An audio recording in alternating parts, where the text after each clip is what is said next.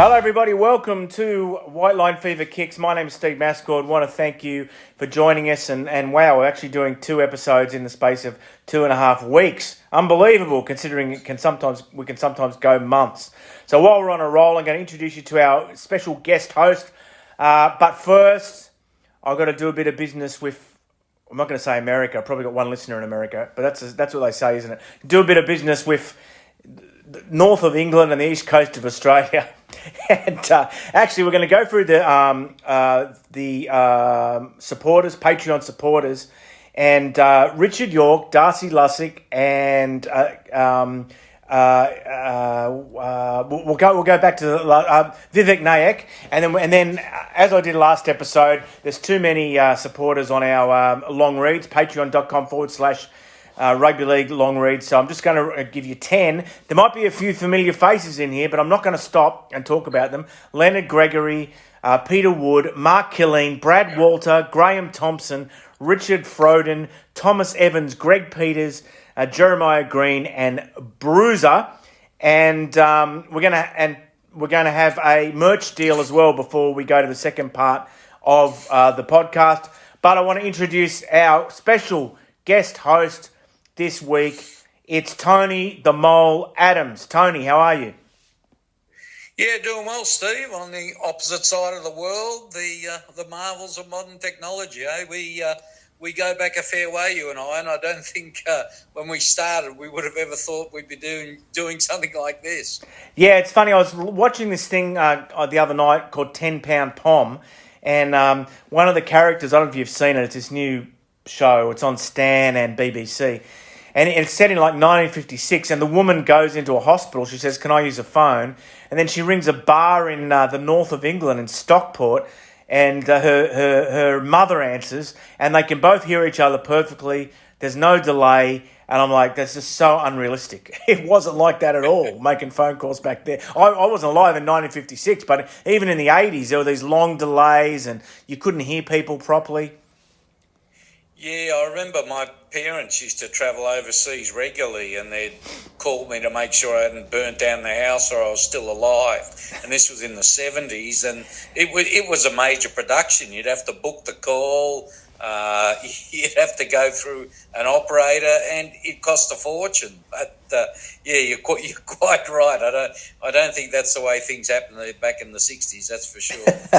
Now, I don't want to keep you, Tony, but you did say on Twitter, "What have I got to do to get on your show?" So I just wanted to oblige. I just wanted to do the right thing. I don't know how serious you were, but it's obviously, mate, rugby league, it's just never a dull moment. I think within 3 hours, in the last sort of 12 hours, we had the World Cup in France being canned, and we had Hook Anthony Griffin being sacked by St George Illawarra. So it's been quite the news day, hasn't it? Yeah, it has, and I mean, I'll leave the can to you because that's your speciality. But the St George thing was handled in typical St George manner. There was a press opportunity with the players this morning, and the players did not know the coach had been sacked. So it just made for farcical television and typical rugby league, but I guess in more modern times, typical Dragons.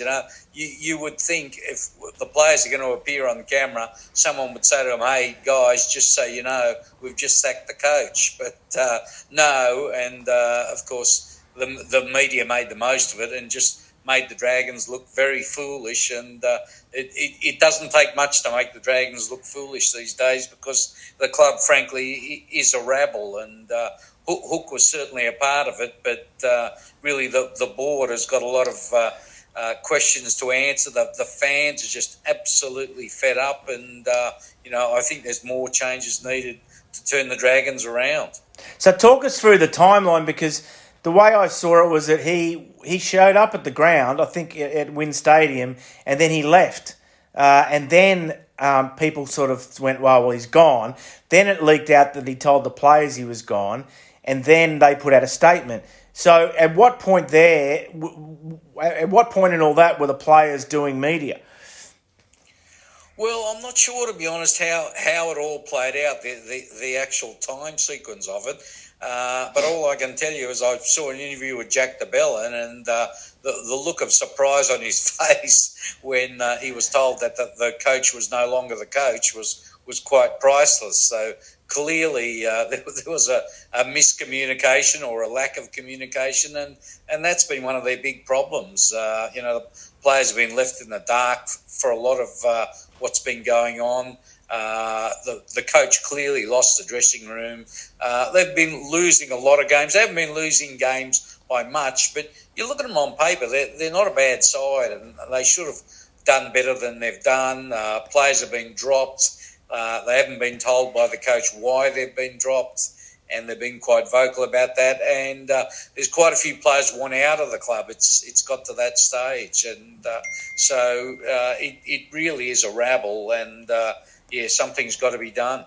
Now, the other big story overnight, it's no real surprise to me, was that the World Cup won't be in France in 2025. I mean, even during the last World Cup, the whispers were that the government funding wasn't forthcoming. There were major concerns.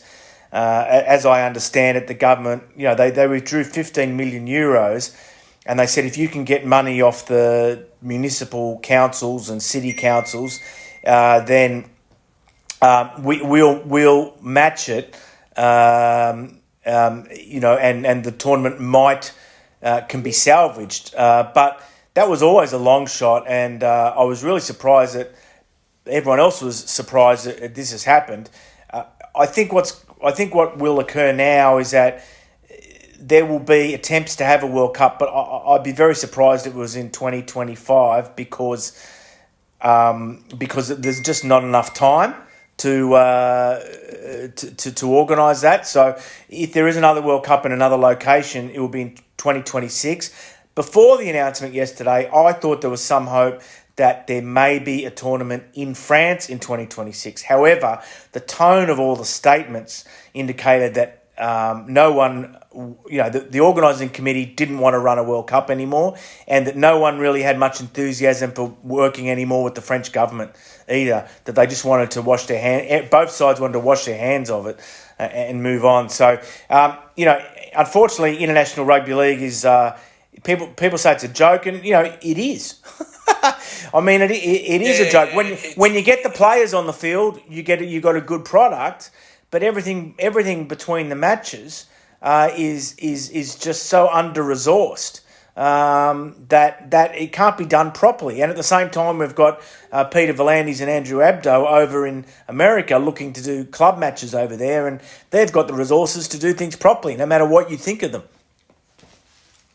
Yeah, it's true. And, of course, part of the problem is that, the NRL here has no real appetite for it.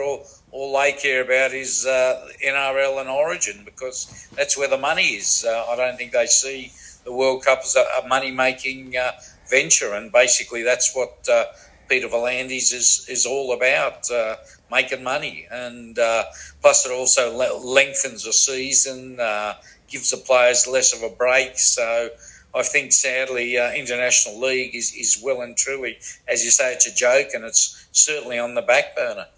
Yeah, but unfortunately, this is happening at a time where the actual product on the field has never been better, where Australia, I think when Australia lost to Tonga, it was the first new country to beat Australia in 68 years or something, so the product on the field has never been better. I mean, we have hopefully still Tonga coming over here at the end of the year. Now the England and Great Britain have never been able to put on 3 Test series against anyone but Australia and New Zealand, ever.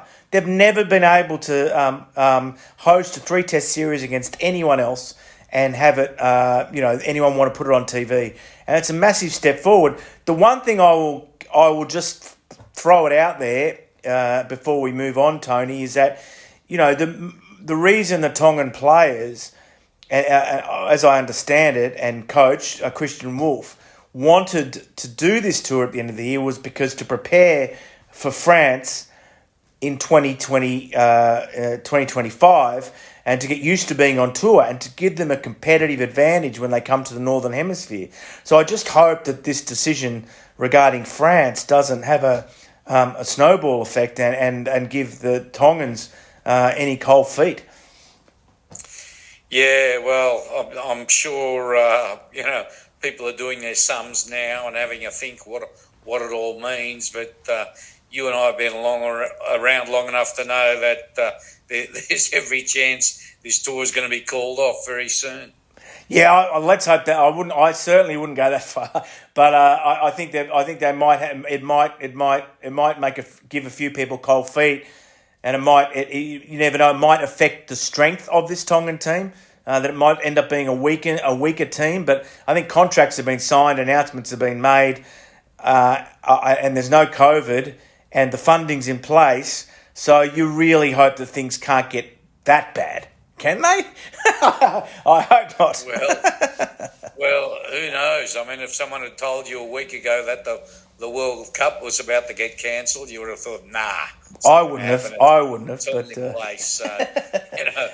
Rugby league, as you said in the intro, never a dull moment, and all sorts of strange things happen in this game, and we've learnt never to be surprised by some of the crazy decisions that are made. I mean, I look at the picture here in Australia, and I thought two of the best things we've had have been the World Nines, or the NRL Nines, and the Indigenous game. And the World Nines are now gone, the NRL Nines are gone, and the Indigenous games are year-to-year propositions. So it's just strange. And the mid-season Origin on a weekend, and the mid-season Pacific Tests were also pretty good, but they're gone too.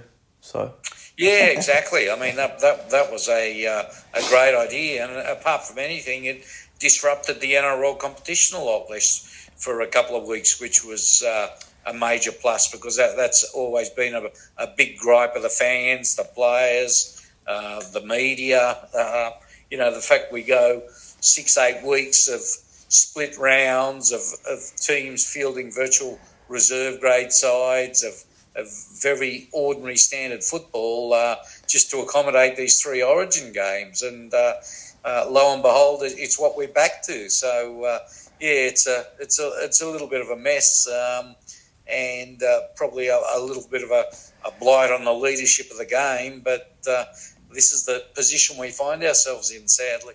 Now, what I'm going to do now, I still have, or shortly, not right now, but I still have some audio from the World Cup. I was trying to do a podcast every day during the World Cup, which is typically bite off more than you could chew kind of thing I'd say I'm going to do.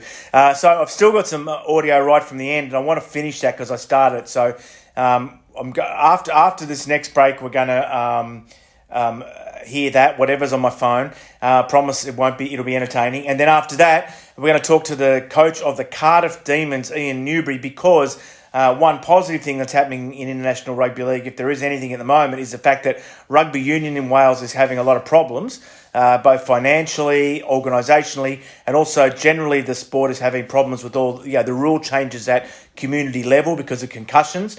And so a lot of players, particularly girls, women, are changing codes, coming across to rugby league. So we're just going to talk to him about that. And they had a great performance at the women's nines on Sunday in Warrington, where they really matched it with the teams that are well known to fans here. Leeds in particular, you wouldn't think that they would be pushed by a team of rugby union converts from south of Wales, but they certainly were. So that's our interview this week. But Tony, before we go, I'd love to hear what you're up to. Obviously, a very different lifestyle for you than a decade ago covering rugby league. What are you up to? Yeah, well, since the death of Rugby League Week, the mole has kicked on in leaps and bounds on Twitter, and Channel 9 Wide World of Sports have employed me, and I've now got 162,000 followers on Twitter, which is not bad for an old act. It's actually more than the Brisbane Broncos. So but that's one of my claims to fame. And you can get me on @9_Moley on Twitter for all the latest news and goss and a bit of fun about rugby league. I think I actually set up your Twitter account, Tony. I remember This is true, you did. I remember thinking, what the hell is Twitter and what's this bloke doing? But I've got to thank you, Steve, because without that, I'd probably be in the Centrelink queue right now. I also got Andy Wilson, who works at the RFL. I actually set up his first email account as well, an internet cafe in Manchester. So, anyway, I'm still learning how to use the internet. Despite that, it makes it sound like I know what I'm doing. But, Tony, thanks heaps for joining us. Always a pleasure to talk to you. And good luck with the rest of the season. Great to hear you're still playing touch footy. And who knows when I'm back in town. I missed you this time, but I think probably due to health reasons, you were just in recovery mode at the time. But I'll see you next time I'm back, or come over and see us over here. For sure. You put on a World Cup for me, I'll come. Welcome to World Cup Nomad. I'm the World Cup Nomad, and my name is Steve Mascord. We're coming to you from Old Trafford. It's World Cup final day. We're watching Australia and New Zealand in the women's. England won the wheelchair last night, and we're waiting for Australia and Samoa at 4:00. And with me is a Samoan great, Willie Poaching, and he was just telling me a story, and I wanted him to repeat it on the podcast because it was pretty amazing, about your visit to the fan zone about an hour ago, Willie. What was it like down there? Yeah, amazing turnout. Samoans from around the world, and a lot of people have come from Australia, and they're only here for 4 days to come and make the trip, which is bonkers, to come over for that short time. But such does the team mean in the game. The significance of this game to those people. But there's people from America that have come across. I met a few some from Vegas, some from Utah, some from Washington, and some of those people that have come from America have never seen a game of rugby league. So it's not about coming to watch the game. They're coming to watch the team that represents their country. The first time that any of our sports teams have been on this arena, been in the World Cup final, so they didn't want to miss it and be part of it. So it's fantastic to meet those people, to see what it really means to them. And a great opportunity for the sport too. I know we've been saying for 120 years, this is a great opportunity for sport, that's a great opportunity for sport, and we very rarely take it, don't we? But the diaspora of Samoa and also Tonga is a way for the game to reach new territories. Massively, because as we've seen this week, and again I spoke about the people from Washington and Utah, there were some people that have come there from Germany, Switzerland. The Samoans are around the world. I dare say Tongans are around the world, and you talk about the diaspora. It's gone global. The parades this week have been focused on Brisbane, Sydney, Auckland, and some in America, but there are fans and flags flying all around the world, literally. Yeah. Good luck this afternoon, Willie. How's your nerves? Yeah, I'm pretty good. I'm pretty settled seeing the team this week and how they've approached the game, and sort of calmed me down. So I think they'll be excited. I'm just excited to see them go today and leave everything out there. One to go. You're about to do this for money, so thanks for doing it for free. Cheers, Steve. So we're under the grandstand here at Victoria Park in Warrington, and we've just seen Cardiff Demons push Leeds all the way in the RFL Women's Nines, and it would have surprised a few people, I guess. But there's a broader issue, and that is maybe a bit of a revival happening in Wales in rugby league. I've got the coach here of the Demons, Ian Newbury. Ian, you must be, as we say in Oz, stoked about your performance of your girls today. Yeah, 100%. I think we knew we could to take those first two games. We came here confident that would be, and then we knew that Leeds was going to be the challenge. And I think for us, every year in a tournament like this, it's about, well, where are we in that packing order? Can we compete with the best? And I think today, like you said, we've come and we've put a little challenge up, and I think we opened a few eyes. Yeah, those Leeds girls are getting paid, which is sort of a new development in rugby league in the UK. Your girls definitely aren't. Where do they come from? So we've got girls from different rugby union sides down in Wales. a couple have come from a trial this time round. So Jazz, who was playing 9 in the Leeds part, then she was just about 3 months into learning league.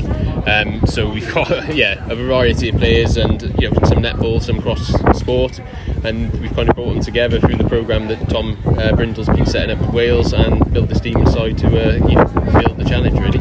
One of the players is, someone said, correct me if I'm wrong, is in the Wales Rugby Union Six Nations squad. Yeah, so Charlie Monday, so she was in the Six Nations squad, second row there, so she'd been with them for 6 weeks, so she's just come back last week with us for the Salford game. Obviously that was our first win up north, and then a challenge today. As I said, it's a good performance in isolation, but perhaps it speaks to a bit of a trend happening in the sport, in Wales, with some of the rule changes in rugby union, and I believe there's been a lot of registrations in league since some of those rule changes come in, and also there's administrative and financial issues with rugby union in Wales, isn't there? And I'm going to flip the phone around because there's a bit of a wind here, so I'm going to... No, it's okay. You don't have to move, but I'm talking to one end of the phone. I'm going to get you to talking to the other. Okay. So, is that the case? Yeah, I think there's a big challenge in all the sports modes to take that spot. That we've got small countries. We're not like sort of Oz. We've got bigger player base. We've got sort of 42 players registered with the Demons, a few from elsewhere. The WRU is a big challenge to us. I think after the final last year, 4 of the girls were in like an extended squad. 2 of them were in the Six Nations, so we lost our captain Bryony King. She's played really well, and she got what she deserved, and that opportunity with WRU. But at the same time, as it being a challenge, we see it as an opportunity. It's we get the girls. You can't have everyone. You can't have 45 girls every time. The same 45 add 5. Some girls are going to come away and they're going to come to us, and that's how we think. We'll build the team up, we'll build the players up year on year, and we'll compete.